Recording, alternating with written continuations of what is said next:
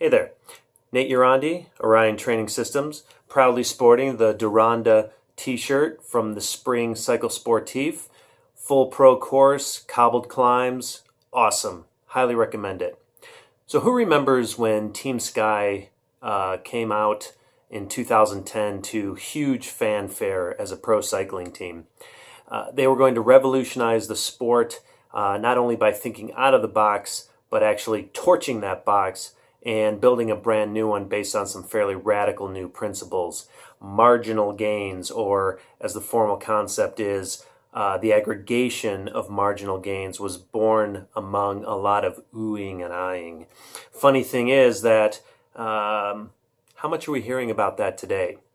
Not at all, actually, right? So this revolutionary concept of achieving big things, great things, by rapidly focusing on the very small was going to turn average cyclists into world beaters, and it was plastered all over the place and everywhere we turned to, yet now has gone the way of the dodo. And, the concept mandated that the devil was going to be in the details. So lots of small gains would aggregate into one big gain. So when I think about it, here are some very practical marginal gains that we all can take advantage of. And when added together, can actually result in a very big gain. Ready?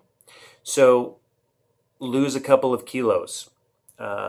Increase your training volume by 10%. Cut out desserts 3 days a week. Shave your legs.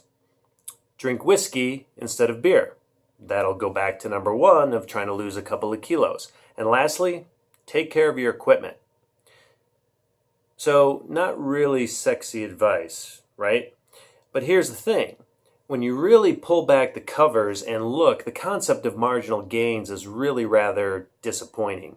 There's nothing different in what it proposes or brings to the table. It's nothing revolutionary. There's absolutely zero science behind the concept.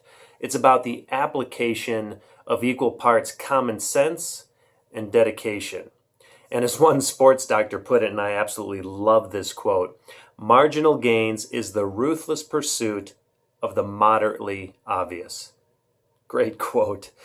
So in short, marginal gains is nothing more than just empty justification, if you ask me. In fact, putting the word marginal before the word gains makes it a duplicative oxymoron. It means nothing while trying to encapsulate everything, which leaves it nearly impossible to measure and even harder to criticize. Think about it.